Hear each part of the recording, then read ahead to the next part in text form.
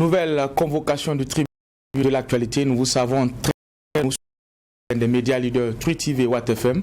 Vous le savez, c'est un rendez-vous pour juger les faits majeurs de l'actualité d'ici et d'ailleurs. Je suis Adam Khaled Ouedraogo, président de ce tribunal. Avec moi sur ce plateau, les juges de siège, Bernard Bougma, Geoffroy Vaha, bonjour et bienvenue. Bonjour président Ouedraogo, bonjour juge Vaha, bonjour madame, monsieur. Bonjour juge Bougma, bonjour président, bonjour auditeurs et téléspectateurs. La situation socio-politique au Burkina Faso, marquée par le coup d'État du 24 janvier dernier, constitue pour beaucoup une fenêtre d'opportunité pour un renouvellement de la classe politique. Encore faut-il que les jeunes s'intéressent et s'engagent dans l'animation de la vie politique. Et en la matière, la situation n'est pas reluisante, alors que 64% de la population a moins de 24 ans au Burkina Faso. Seul un député avait moins de 35 ans à l'Assemblée nationale avant l'avènement du coup d'État. Et les 18-35 ans ne représentaient que 38% des enrôlés sur les listes électorales lors du double scrutin de 2020. Pourquoi ce faible engagement des jeunes en politique? Comment inverser la tendance? C'est le sujet enrôlé pour la présente convocation. Et à la barre ce matin, nous avons Abdoul Karim Bandé. Bonjour et bienvenue à la barre du tribunal de l'actualité. Bonjour. Alors, vous êtes sur ce plateau-là avec la casquette d'homme politique. L'échange avec les juges, c'est après la première virgule, les avant-propos. Merci.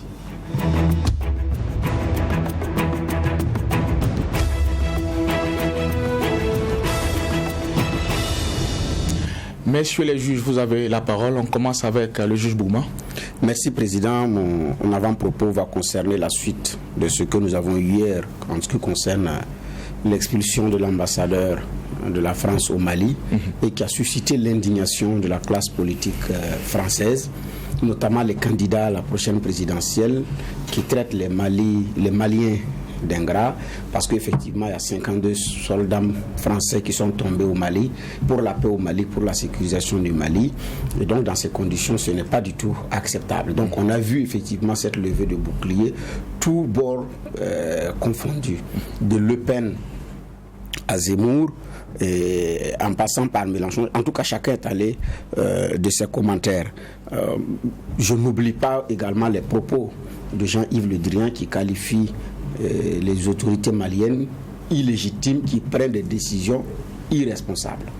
Et donc, dans cette suite-là, il y a cette vidéo qui a circulé hier du député français Lecoq, qui dit à Jean-Yves Le Drian que la situation, je cite, au niveau du Sahel, je cite, vous oblige à modifier radicalement votre politique dans la zone. Et il ajoute, les coups d'État sont moins contestés que la présence française dans cette zone du Sahel.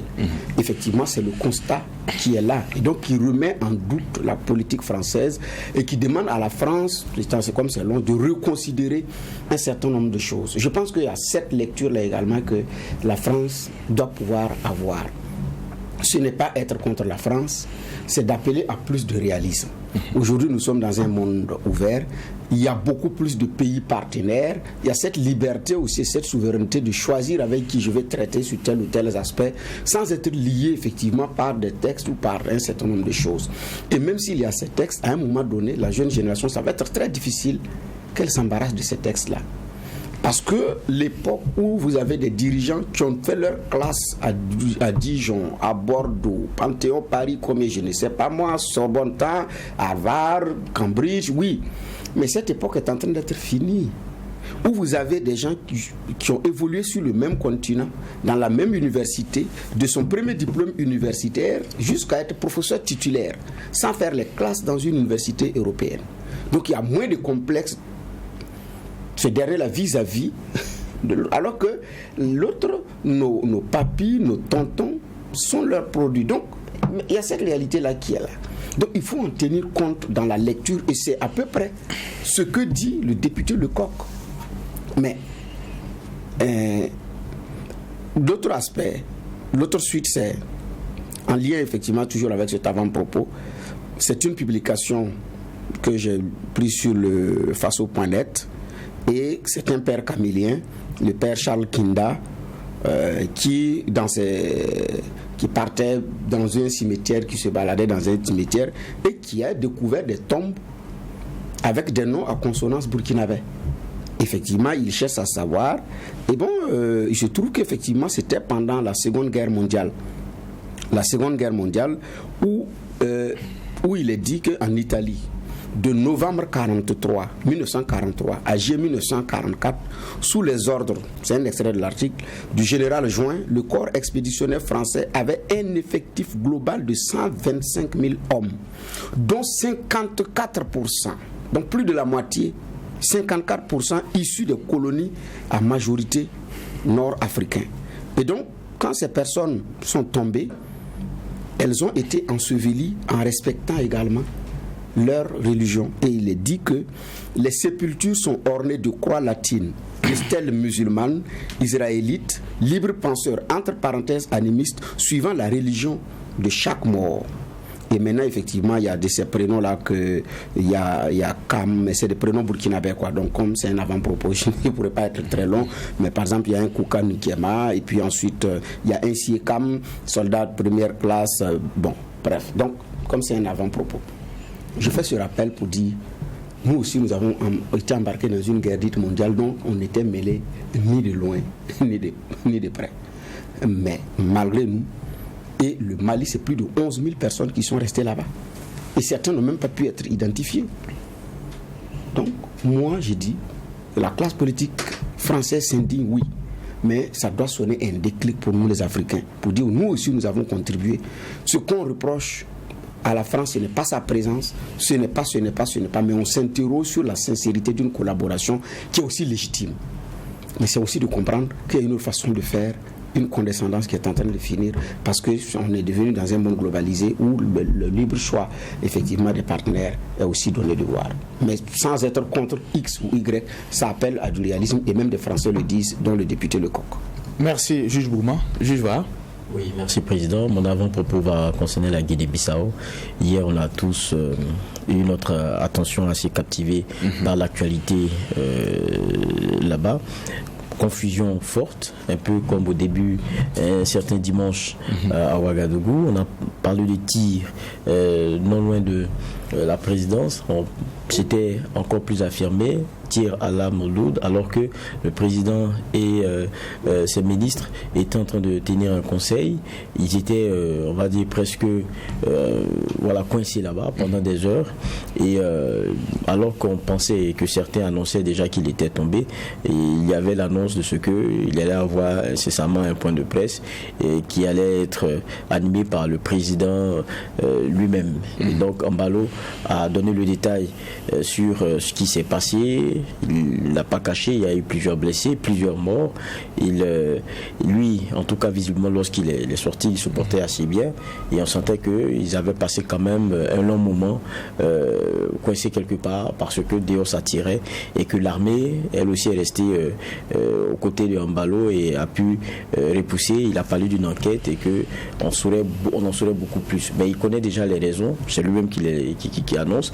Il dit c'est quand même du fait de la lutte engagée contre la corruption et le trafic de drogue.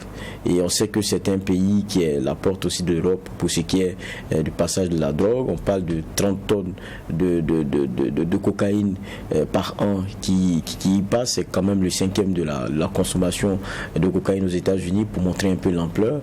Mais c'est un pays qui est fragile et qui a connu depuis son indépendance, je pense que c'est 1974, pas moins de 4 coups d'État. Donc le dernier réussi, je pense, ça remonte à quand même, je sais pas, 2012, 2014, je sais plus. Mais il y a quand même un peu longtemps. Donc on s'est dit, bon, ça avait commencé à se stabiliser et tout. Mais en tout cas, moi j'ai une bonne sympathie pour ce monsieur, pour les quelques propos qu'on entend de lui, et du fait de ne pas avoir la langue dans la poche ou faire de la langue de bois lorsqu'il s'agit de dire les vérités à ses pairs, notamment sur la question des troisièmes mandats. On rappelle le cas de la Côte d'Ivoire. Donc j'ai une sympathie pour ce monsieur-là, ne serait-ce que pour ça et pour ses positions. Je me disais que ça allait être dommage parce que c'est vrai que peut-être chez nous, il y a un contexte qui est bien particulier. Maintenant, chez lui, c'est vrai qu'il y a les problèmes qu'il avait avec son premier ministre. Il y avait beaucoup d'autres soucis. On parle d'un avion dont il avait permis l'atterrissage qui a créé quelques bisbilles. Il y a certains qui avaient quitté le gouvernement pour ça. Mais je dis, on n'est pas dans le même contexte que celui du Burkina. Et on espère qu'il tiendra bon et que les choses continueront ainsi. Merci, monsieur le juge, pour ces avant-propos. Nous allons également dire merci à l'équipe de réalisation de cette émission, le tribunal de l'actualité. Abdoul Karim Bandé est notre convoqué du jour. Il est homme politique. Une fois de plus, bonjour et bienvenue sur le plateau du tribunal de l'actualité. Bonjour. Alors, il faut le rappeler, vous êtes fait un nom dans le monde des affaires, également dans le domaine du coaching et du développement personnel. Exact. Beaucoup seront certainement surpris de vous voir sur ce plateau avec cette casquette d'homme politique. Qu'est-ce qui vous a motivé justement à ajouter cette corde-là, la politique, à votre arc? Merci pour l'opportunité que vous me donnez. Merci Président, merci aux juges qui vont certainement me juger.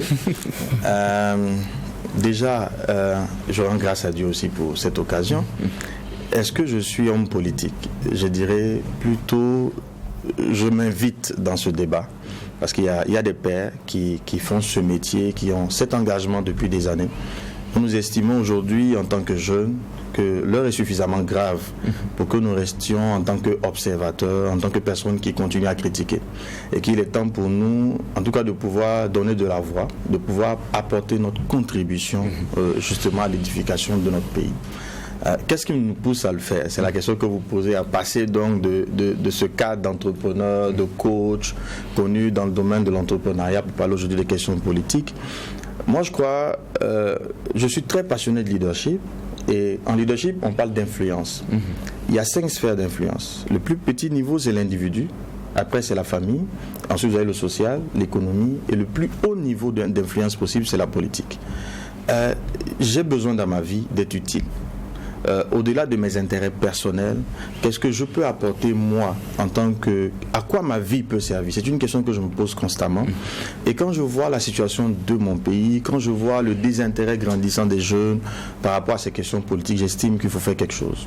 Je ne suis pas dans un parti politique pour le moment. Je n'ai pas de parti politique, mais j'estime qu'il faut pouvoir s'exprimer et s'engager dans ce domaine-là. D'accord. Monsieur les juges, première question. Bougman? En tout cas, vous vous invitez dans ce domaine. Exact.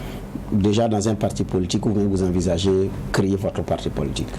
Alors pour l'heure, comme je dis, je n'ai pas de parti politique. C'est vrai que j'ai déjà une invitation. Peut-être que j'en aurai d'autres. Et peut-être que j'irai dans un parti politique. C'est pas exclu. Mais pour moi, aujourd'hui, il s'agit... Quand j'entends les débats, quand j'entends les avis qui sont donnés, je trouve que nous, en tant qu'intellectuels, nous avons une responsabilité.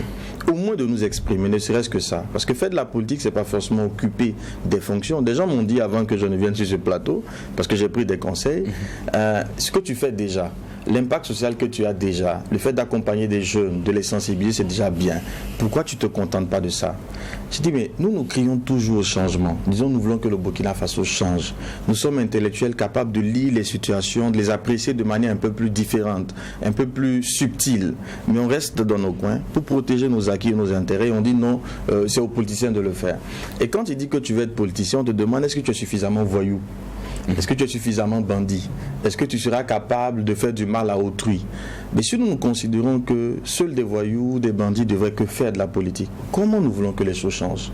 Donc pour moi aujourd'hui, la question n'est pas tant d'intégrer un parti, mais de pouvoir aussi donner de la voix, de pouvoir dire que d'autres types de personnes, en tout cas ceux qui se jugent bien, peuvent aussi faire de la politique, peuvent aussi donner de leur voix. Voici déjà pour le moment l'étape où je suis, mais il n'est pas exclu que d'ici là, peut-être que je rejoigne un parti politique. D'accord. Juge va.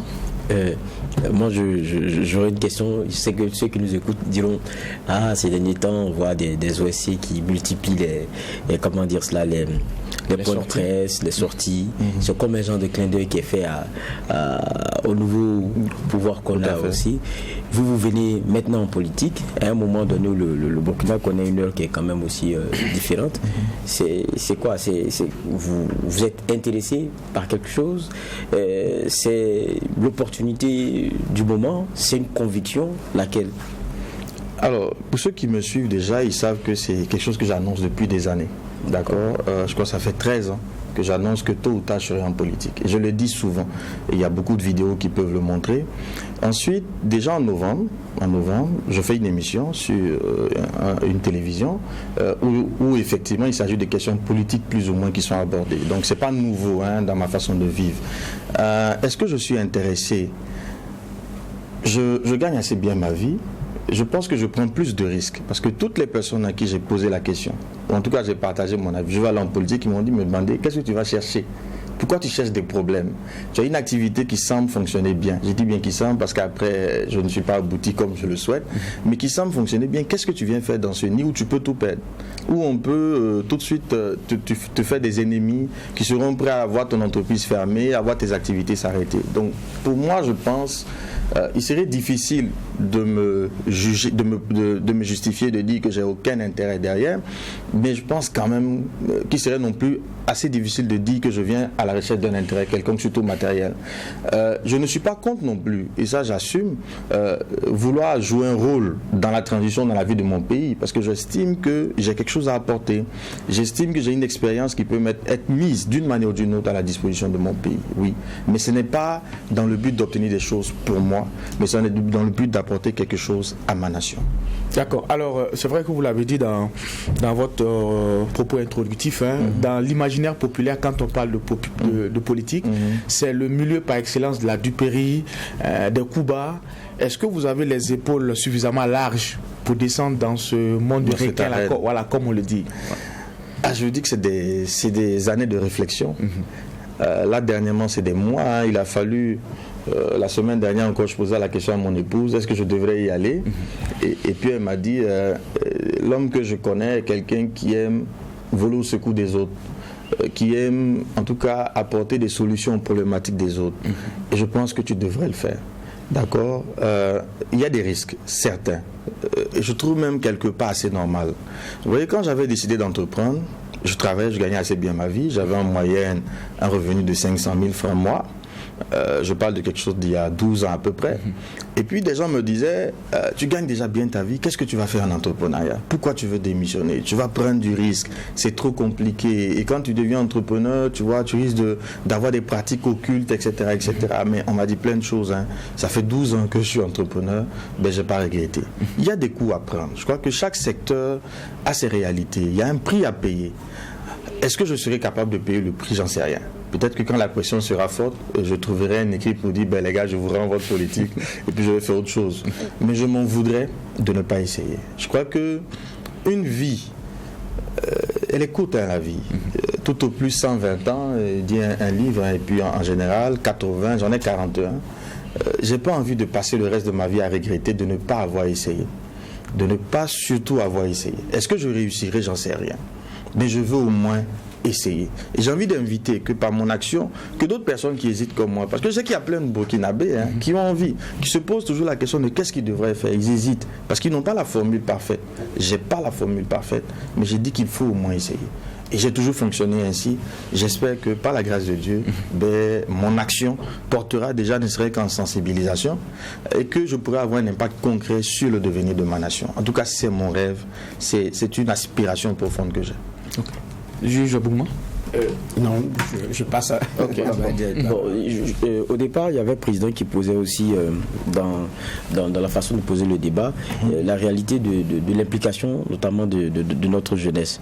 Il y a, c'est vrai, quand on regarde, on pourrait se dire comme ça, on sent qu'il y a comme un genre de désintérêt qui commence à gagner un peu la frange jeune. Ne serait-ce qu'à regarder le taux de jeunes qui sont enrôlés. Il en parlait tout à l'heure, et quand vous voyez les chiffres de participation, notamment aux élections, vous vous rendez compte qu'il y a comme un désintérêt. Ce n'est pas seulement l'affaire africaine, mais celle de nos pays. Vous allez en Europe, c'est un peu pareil aujourd'hui. Et pourtant, vous avez cette même frange jeune-là qui est très engagée, quoi qu'on dise, sur le débat politique. Parce que c'est eux que vous retrouvez lorsqu'il s'agit de manifestations, lorsqu'il s'agit de dire non ou de dire bon, stop, on est fatigué pour ce qui est de ceci ou de cela, mais sur des sujets politiques. Ça veut dire qu'ils ne sont pas engagés sur le caractère politique traditionnel, mais ils demeurent sur le terrain politique en affirmant un autre engagement d'une certaine façon. Et quelquefois aussi, même à travers une implication au niveau local, au niveau communauté et tout. Mais pour la politique politicienne, pour la politique traditionnelle, on ne les sent pas. Vous faites le pas sur cette politique traditionnelle-là. Parce que c'est clair que la politique, dans son essence première, dans son sens premier, qui est la gestion de la cité, vous y êtes parce que vous participez dans votre communauté et tout. Quel est le regard que vous faites? Comment est-ce que vous expliquez que ces jeunes-là, soit sur le débat politique, que ces jeunes-là, dans leur localité, dans leur communauté, ils soient intéressés, mais lorsqu'on parle de politique traditionnelle, où aussi les grandes choses peuvent se décider, là où aussi on sent la question de la vision de là où on doit aller, ils sont absents. Comment est-ce que vous l'expliquez, vous? Je suis comme vous, je fais le même constat. C'est un paradoxe qu'on puisse, en tout cas quand il s'agit de s'exprimer d'une autre manière, notamment dans la rue, dans des débats, on entend la voix, mais quand il faut aller là où les vraies questions se prennent, nous ne sommes pas présents.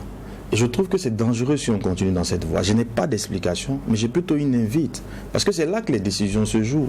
Ce n'est pas dans une marche, ce n'est pas sur les réseaux sociaux, ce n'est pas autour d'un débat. C'est d'être là où les décisions se prennent. Et je trouve que, je me posais la question la semaine, j'ai dit,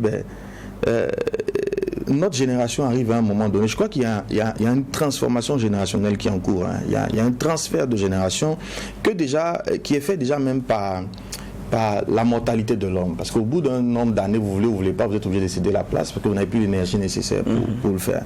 Et dans cette transformation-là, je trouve que notre génération est au cœur et nous devons nous assumer maintenant. Donc pour moi, je n'ai pas de solution, mais c'est une invite à l'engagement de chacun. Oui, mais justement, est-ce que, au fond, peut-être tout à l'heure le président le disait, ce n'est pas qu'on ne donne pas le bon exemple. Parce qu'on a l'impression que quand on dit homme politique, d'accord, vous disiez on a le portrait robot. Exact. Celui qui en tout cas qui est prêt à tout pour.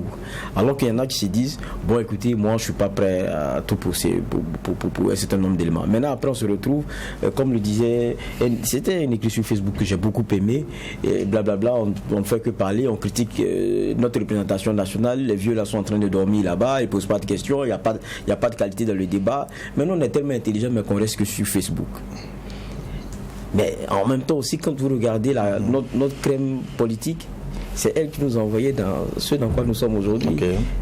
Donc, est-ce que c'est pas ça au fond? C'est que la façon de faire cette politique, la façon de la présenter avec les acteurs qui l'animent, quand vous regardez, vous dites, bon, c'est de la boue. J'ai pas envie de me faire éclabousser. Ok. Vous savez, en 2 mots, on choisit le moins de mal. D'accord, dans des modèles, peut-être, vous le dites, qui ne sont pas bons. Moi, je connais des gens qui m'inspirent pour aller en politique. Je connais des gens dont la vie, vous savez, souvent on juge les gens de loin. C'est un autre problème. On ne les approche pas et on n'a pas toutes les données pour prendre des décisions ou pour apprécier certaines décisions. Et plus on approche des personnes, plus on comprend leur motivation réelle, plus on a de l'information, mieux on comprend. Mais au-delà de la perception qu'on a de nos hommes politiques, quelle solution nous avons alors? Est-ce que rester dans notre situation actuelle, dans notre position, dans ce statu quo, va changer les choses? Est-ce que le fait de rester sur Facebook et d'être le meilleur dirigeant, comme ce joueur de foot qui est assis sur son banc et puis qui joue le ballon à la télé, qui dit ce qu'il fallait faire, comme ce danseur qui est assis, mais tu ne danses pas la danse, est-ce que ça va changer quelque chose au résultat? Et c'est pourquoi j'espère en tout cas que lorsque quelqu'un comme moi, en tout cas pour le moment, qui a une certaine image de ce que je vois, de ce que les gens me ramènent, qui est censé être neutre, d'accord, s'engage en politique, j'espère que mon engagement pourra dire à d'autres personnes que c'est possible de faire autrement, que c'est possible d'essayer. Parce que je dis bien, si nous n'essayons pas, si nous continuons à faire la même chose et encore la même chose, c'est comme de la névrose, rien ne changera. Rien ne changera. Les choses ne changeront que lorsque des personnes qui se pensent sensées, qui se pensent être meilleures, s'engageront et réussiront en tout cas à apporter leur contribution concrète à la transformation de notre environnement politique. D'accord. En tout cas, voici mon avis sur la question. Oui, effectivement, ce matin, moi, je suivais le mot à dire de Watt FM, présenté par David Nana, où un auditeur dit moi, je n'ai pas confiance à la classe politique. J'en ai marre de cette classe politique. Donc, les militaires les mettent à la touche et puis ils continuent parce que c'est les politiciens qui nous ont mis effectivement dans une telle situation. C'est une bonne caricature. Mais en même temps, il y a effectivement ces interlocuteurs, comme l'a dit M. Bandé, vous partez les voir, vous dites que venez apporter votre contribution. Non, moi je ne viens pas. Bon. Alors que la cité aussi a besoin d'hommes et de femmes pour être administrés, pour être gérés. Mais on les trouve où?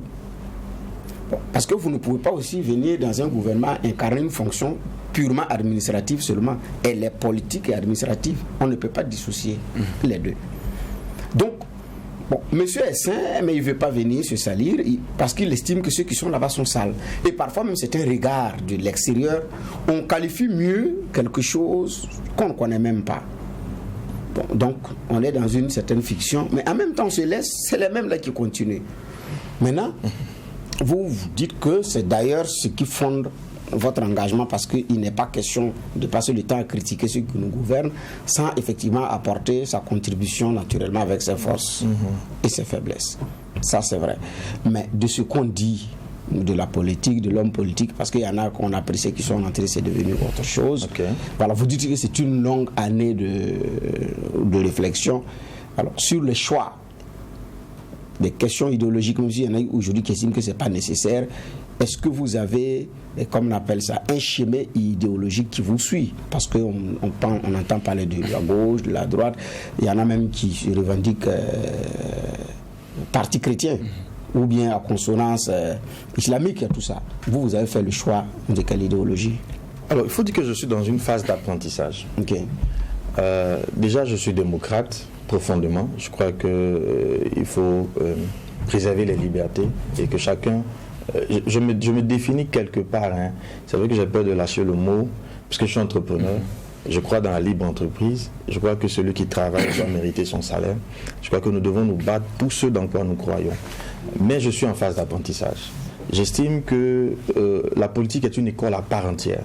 Et justement, plutôt que de la juger de l'extérieur, de mon point de vue, il faut que j'y entre et que je comprenne de quoi il s'agit.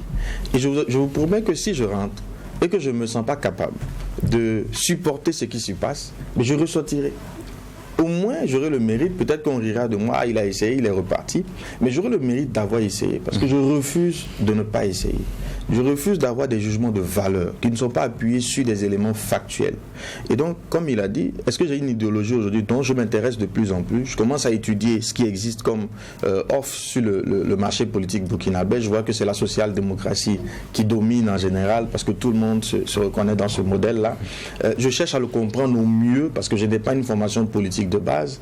Aujourd'hui, j'ai un ardent désir, c'est d'apporter une contribution, mais ça va passer par une formation, parce que je ne crois pas qu'on puisse s'engager dans un domaine quelconque sans un minimum de préparation. Donc pour moi, c'est le pied dans l'étrier, c'est vrai, c'est de rentrer dans l'arène, mais ce n'est pas d'aller au combat tout de suite, c'est d'accompagner, c'est de chercher à comprendre, c'est d'apporter un minimum de contribution, ne serait-ce qu'en sensibilisation.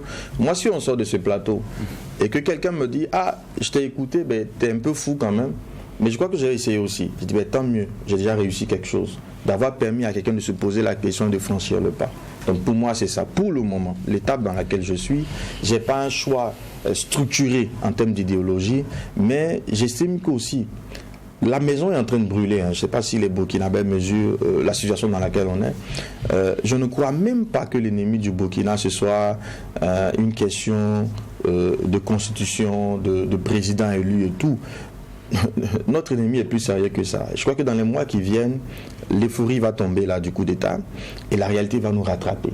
Et la réalité, c'est que notre pays n'est pas sous notre contrôle. Nous avons des ennemis qui sont vraiment, ils ne sont pas à nos portes, hein, ils sont aux portes de Ouagadougou maintenant. Ils sont à quelques kilomètres de Ouagadougou. Nous avons des populations qui sont affamées.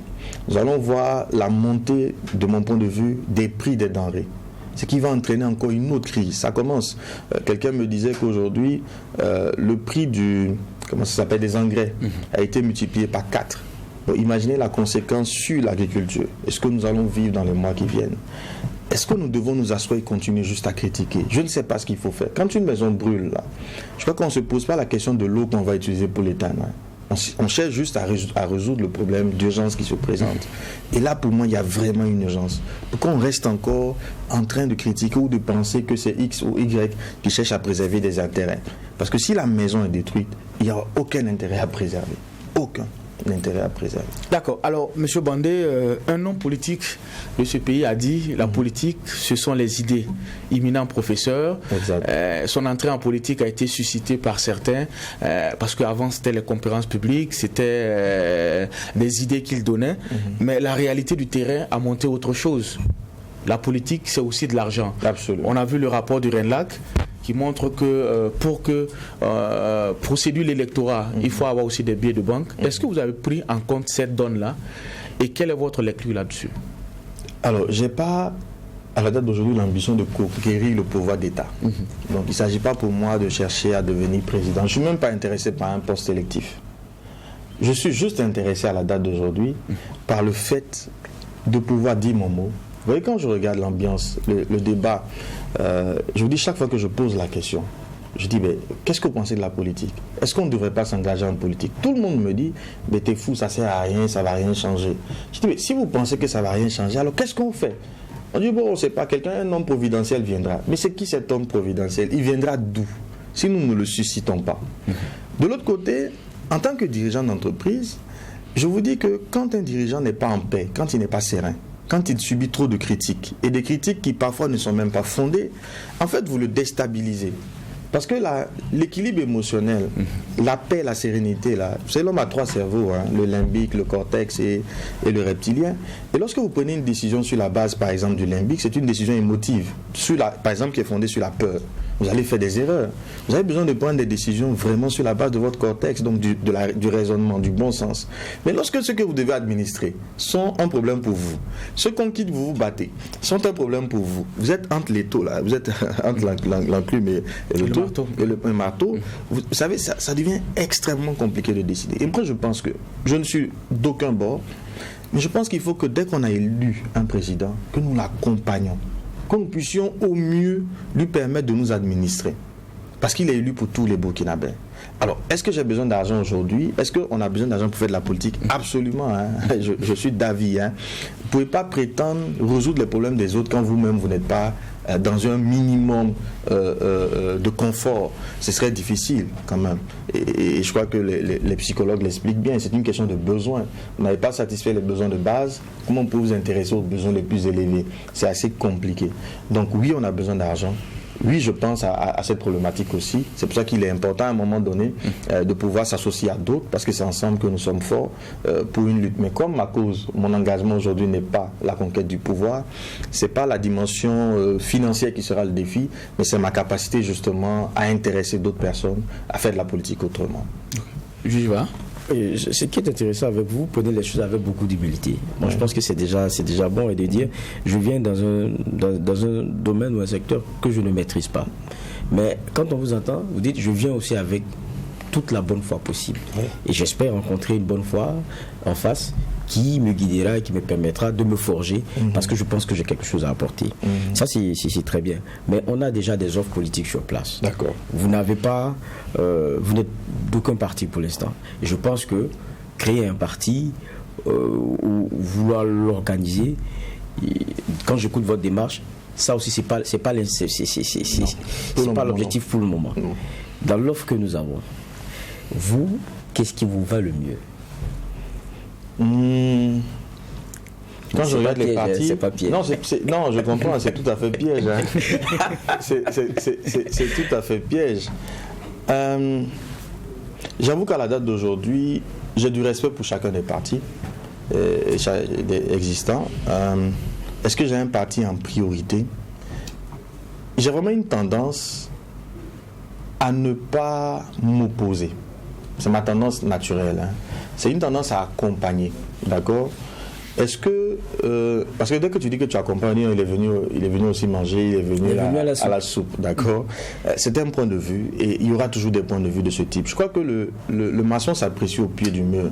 Ce sont les années d'engagement que j'aurai, ce sont les résultats que je produirai qui pourront déterminer si je suis venu manger ou pas. Mais à la date d'aujourd'hui, comme je l'ai dit, je n'ai pas fait de choix. Mais je connais des hommes politiques, aussi bien de la majorité que de l'opposition, que j'apprécie pour la qualité du travail qu'ils font, pour leur engagement, pour le sacrifice, le don de soi. Oui. Mais pour l'heure, je n'ai pas opéré de choix. Mais ça risque d'être compliqué. Parce que si vous devez faire vos armes... Le choix, il peut se faire demain. Hein. Si vous devez faire vos armes... D'accord. Sinon, si vous devez faire vos armes, il faut bien accepter de... Et je dois rencontrer mon conseiller Bernard Boulma pour ça tout à l'heure. Il y a des révélations qui se font sur le plateau. Non, là, je le taquine. Là, je découvre qu'on... Mais je découvre qu'on me donne d'abord un talent de conseiller, une fonction de conseiller, que je viens de découvrir avec vous. Ok. Mais à vous entendre, vous n'êtes pas dans un parti politique pour le moment. Vous êtes dans une phase d'apprentissage. Mais en politique aussi, la phase d'apprentissage théorique, c'est comme si vous êtes un professeur de sciences à l'université. Vous n'exercez pas la politique, vous n'êtes même pas un homme politique, vous n'êtes pas un parti politique, mais vous enseignez sur la politique, c'est l'idéologie et tout, puis ça s'arrête là. Cet apprentissage pratique-là va commencer quand exactement? Parce que vous dites que vous n'êtes pour le moment même pas forcément intéressé par un mandat électif. C'est quand est-ce que vous estimez que vous êtes suffisamment formé pour briguer un mandat électif? Ou bien vous attendez à ce qu'on vous appelle dans une fonction administrative et en même temps apprendre la pratique là-bas? Parce que j'ai l'impression que vous voulez aller à l'école, c'est payant avant de commencer. Oui, c'est vrai que mon choix est assez atypique. C'est vrai que là, mon choix, effectivement, juste avant le coup d'État, l'intérêt que j'avais, c'était effectivement de pouvoir être auprès d'une personne, peu importe la personne, pourvu qu'elle me donnait l'opportunité de l'accompagner.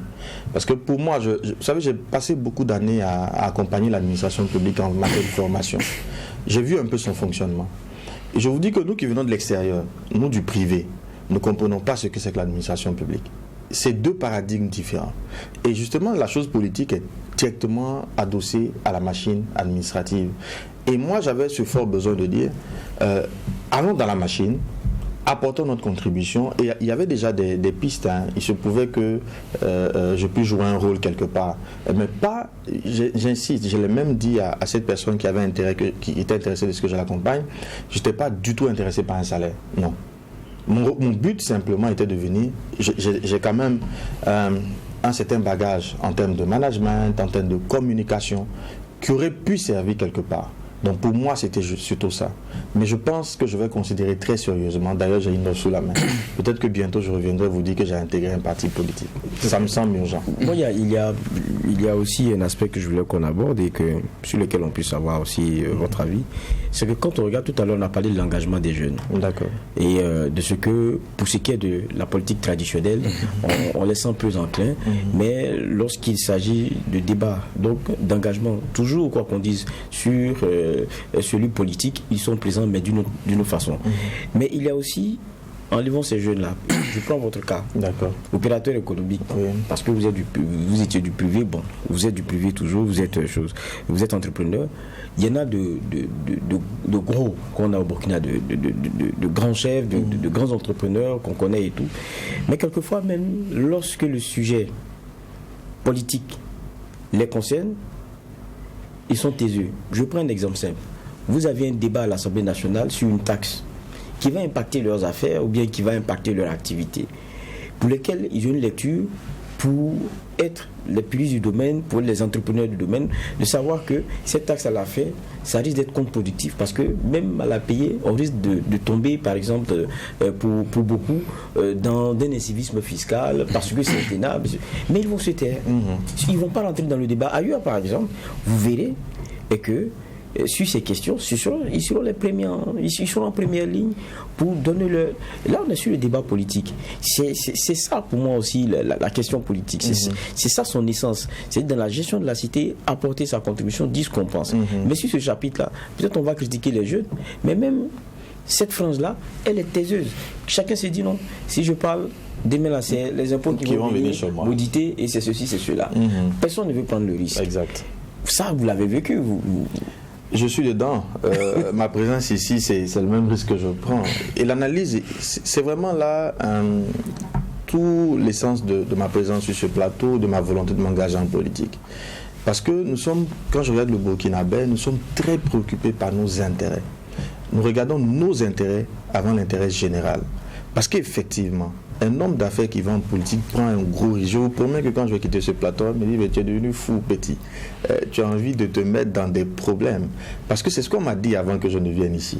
Et c'est ce que chacun pense. Et l'homme d'affaires, il est plus facile si vous voulez, à museler. Parce qu'il suffit qu'on lui envoie les impôts, par exemple, ou on ne l'ouvre plus des portes, tu appelles des gens, ils ne te décrochent plus, etc. Il se retrouve dans une activité économique qui commence à maigrir au quotidien. Et donc là, il se dit, j'ai beaucoup à perdre. Mais pour moi, en fait, ce qui fait que cette excuse ne doit plus tenir, c'est que la situation du pays est suffisamment grave.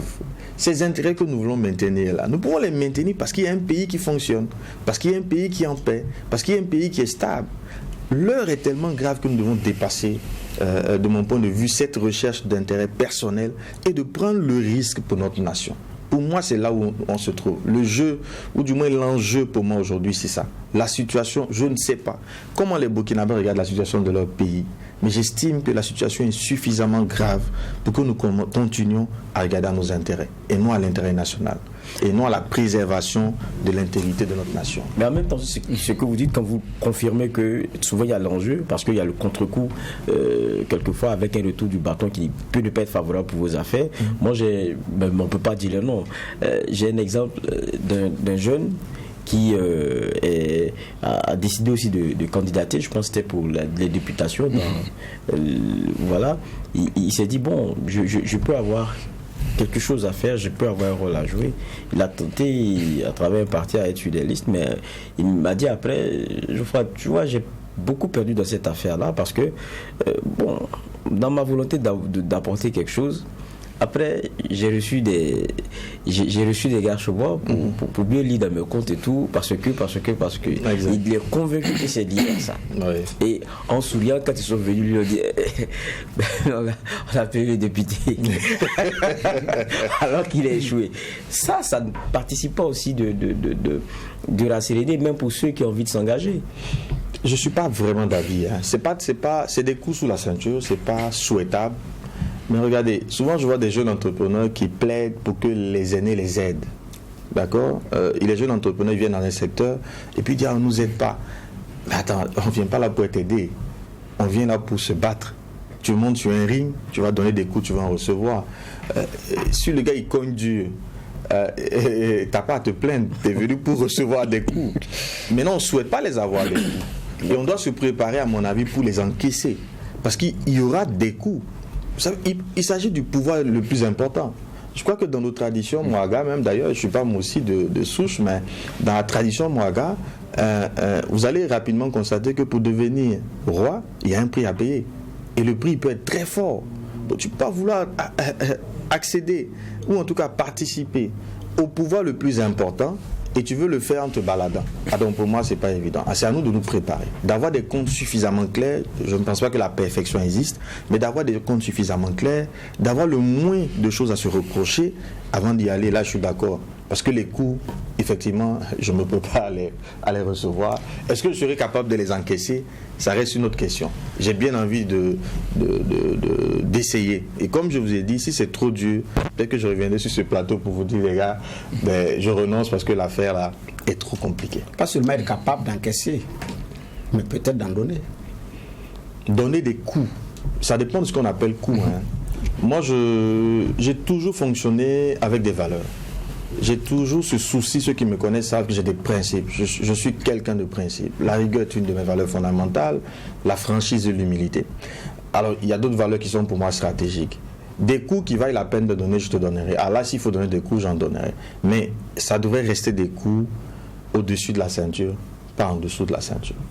Alors pour ceux qui nous prennent en marche, Abdoul Karim Bandé est notre convoqué du jour. Nous parlons de l'engagement politique des jeunes, des intellectuels et aussi ceux qui évoluent dans le monde des affaires. Alors vous avez décidé de franchir le pas à un moment donné où le Burkina Faso est en pleine interrogation sur sa démocratie, sur les bases à mettre en place. Alors beaucoup de pays sont dans la même tourmente. On parle du Mali, on parle de la Guinée.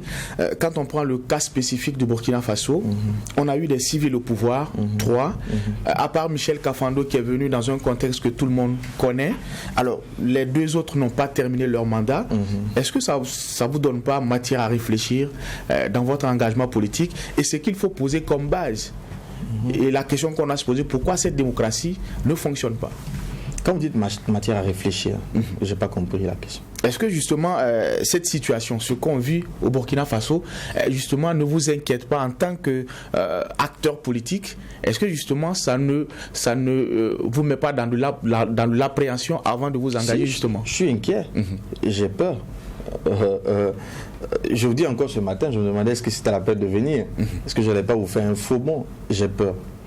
Mais je refuse de me laisser dominer par ma peur. Et je vous ai dit que j'estime que la vie est courte. Elle est courte. Et vivre une vie dans le regret, franchement, c'est une chose que je n'ai pas envie d'essayer. J'ai envie de pouvoir vivre ma vie, de pouvoir vivre mes rêves, de pouvoir vivre mes convictions, de pouvoir essayer. Vous savez, la vie est une épreuve de Bernoulli, c'est-à-dire soit on gagne, soit on perd. Mais au moins, ceux qui ont gagné ont essayé, ils ont joué. Si on ne joue pas, on ne gagnera pas. Ça, c'est une certitude. Mais si on joue, on peut perdre. Le prix à payer, la perte peut être énorme, certainement. Mais j'ai choisi d'essayer. Oui, j'ai peur. C'est avec peur que j'agis. J'ai commencé à entreprendre avec peur. J'entreprends tous les jours d'ailleurs avec peur. Toutes les années, quand tu te lèves, tu démarres ton année. Tous les jours que Dieu fait, il y a une peur. Mais est-ce que la peur doit nous empêcher d'agir? Voilà la question que je me pose. Et j'estime que non.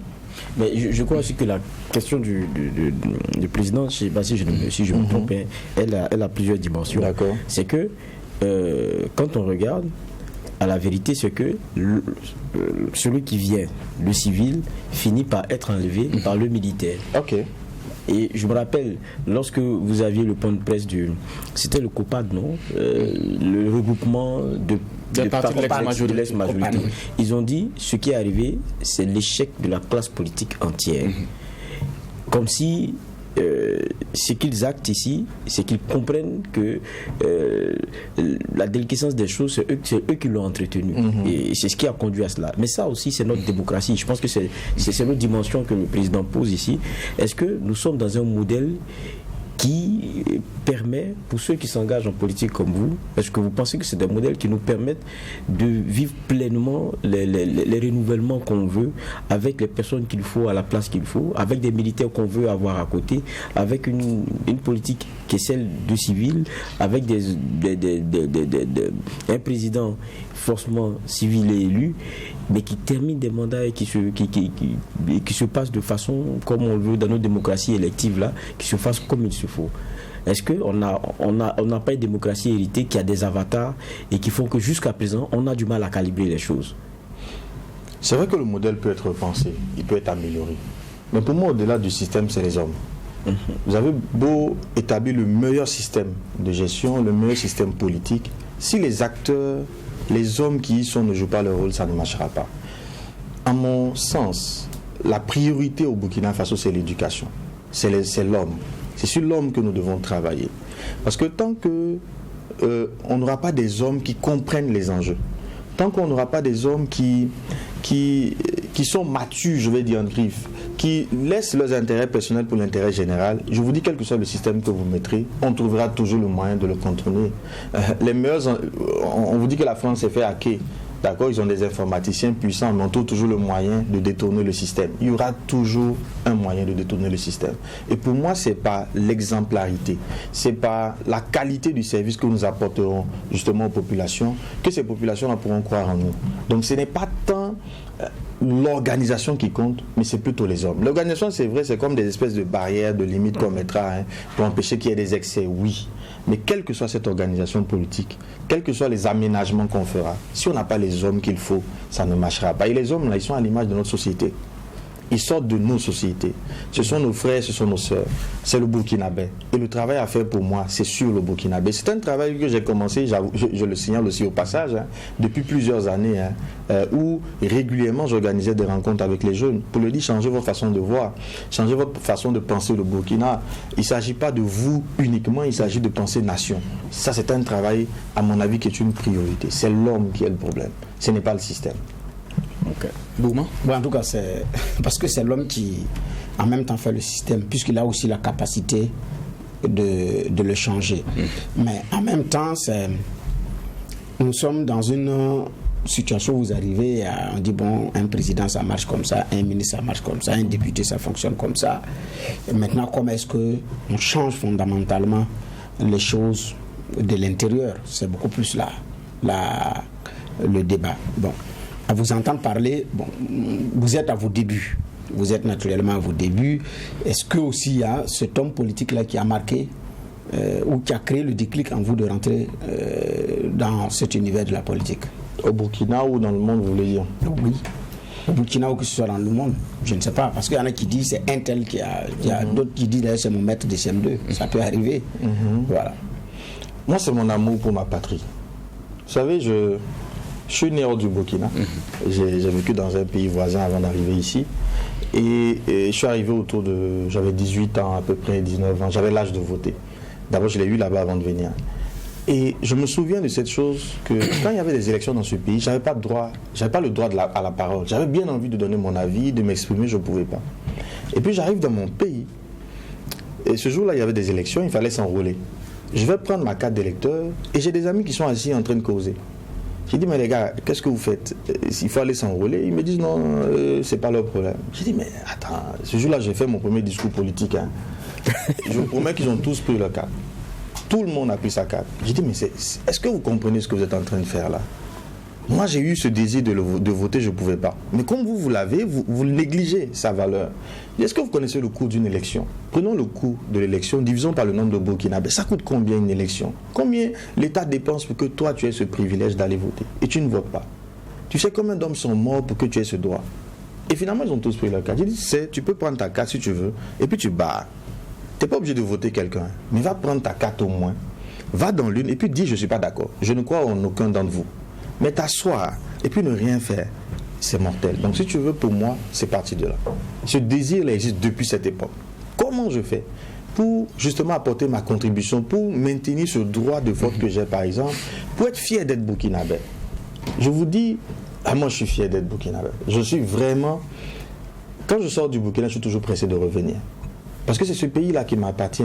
Dans le pays où j'ai vécu à l'époque, je vous dis, quand je rencontrais ce manque de liberté que j'avais, c'est quoi quand je vois cette maison brûlée, que je vois du désintérêt, je me dis, mais on ira où là? On ira où? On peut être déplacé interne. Hein? Bon, si encore on est interne, peut-être qu'on sera des déplacés externes parce qu'on ira dans d'autres pays. Moi, j'ai pas envie d'aller ailleurs. J'ai pas ailleurs. Mon pays, c'est le Burkina. J'ai que le Burkina.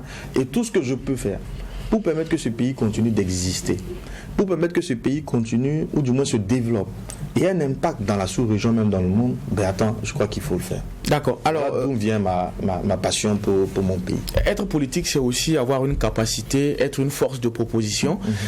Vous parlez tout à l'heure de la situation sécuritaire au Burkina Faso. Alors, votre proposition à ce niveau-là, c'est quoi? Alors, beaucoup estiment qu'il faut d'abord dans nos mentalités intégrer qu'on est en guerre, travailler la communication. Aujourd'hui, quelle est la vision et la proposition de Bandele Politique? Alors, à ces deux points, j'ajoute qu'on a une grosse crise de confiance. Moi, je crois que le MPSR, et quel que soit le régime qui viendra, ne pourra pas résoudre la question sécuritaire en 6 mois, en 1 an. C'est une lutte qui va être de longue haleine. Et pour cela, on a besoin de croire dans ceux qui nous dirigent. Il y a une grosse crise de confiance. Pour moi, c'est l'urgence à régler. Faire en sorte que les Burkinabés continuent ou recommencent à croire dans leurs dirigeants. Recommencent à penser que c'est même possible. Vous savez, quand j'écoute les gens, j'ai l'impression qu'ils s'enferment dans une sorte de mimétisme. C'est-à-dire, c'est comme la politique de l'autruche. On n'a tellement pas de solution aux problèmes qu'on vit qu'on préfère l'ignorer. Oui, on rentre dans une forme de déni, ça n'existe pas. Non, c'est pas un problème, parce qu'on n'a pas de solution. Mais il faut rétablir la confiance. Il y a un défi. Pour moi, à côté des 2 points que vous avez soulevés, c'est de restaurer la confiance. L'effort doit être de restaurer la confiance. Et le moyen, c'est l'exemplarité. Un meneur dans lequel on croit est un meneur qui fait ce qu'on dit. Et c'est là où j'ai beaucoup d'estime pour ce président que le Burkina a connu, Thomas Sankara, qui était vraiment un homme intègre, qui faisait ce qu'il disait. Et du coup, les gens pouvaient croire dans son message. Même quand on ne l'aimait pas, on savait que ce qu'il disait, il allait le faire. Et pour moi, c'est de ça qu'on a besoin aujourd'hui. Des personnes dans lesquelles nous pouvons croire. Des personnes dans lesquelles nous pouvons espérer. Moi, j'ai eu mal au cœur, je me suis retrouvé en Côte d'Ivoire. Et je voyais des gens qui étaient passionnés pour des leaders ivoiriens. Des jeunes. Hein. Ils les connaissent ni de loin ni de près. Tu entends quelqu'un qui te parlait à l'époque de Guillaume Soro. Dit, mais il est prêt même à mourir pour lui. Il ne le connaît pas. Je voyais des gens parler de Blé Goudé. Ils sont prêts à mourir pour lui. Ils ne le connaissent pas. Et je me dis, mais pour qui les Burkinabés sont prêts à mourir? En qui le jeune Burkinabé croit? Je cherche, je ne vois pas. Parce que quand tu leur demandes, ils te disent, oh, aucun n'est sérieux, aucun n'est capable. Mais ces derniers-là, quand vous prenez quelqu'un comme Guillaume Soro, quand vous prenez quelqu'un comme Blé Goudé, ils ne sont pas parfaits. Mais comment ils arrivent à faire en sorte que des Ivoiriens croient en eux, espèrent en eux? Et je crois que nous avons besoin aussi de développer ce type de leader, d'avoir ce genre de modèle, ce genre de politiciens qui font rêver, qui font croire que c'est possible. Abdoul Karim Bandé, merci d'être passé à la barre du tribunal de l'actualité. Alors nous sommes au terme de cette émission avec vous. On a parlé de l'engagement politique, notamment du faible engagement politique des jeunes, des acteurs du monde économique et aussi les intellectuels. On a eu votre vision et ce que vous avez comme proposition et comme en tout cas à proposer pour le Burkina Faso. Certainement que ça ne sera pas la dernière fois qu'on va vous recevoir au tribunal de l'actualité avec le chemin que vous venez d'emprunter, notamment la politique. Merci, messieurs les juges, pour les clés de lecture. On se donne rendez-vous demain pour la même mission, poser un regard critique sur l'actualité. Mais en attendant, restez fidèles au programme des médias leaders True TV et Watt FM.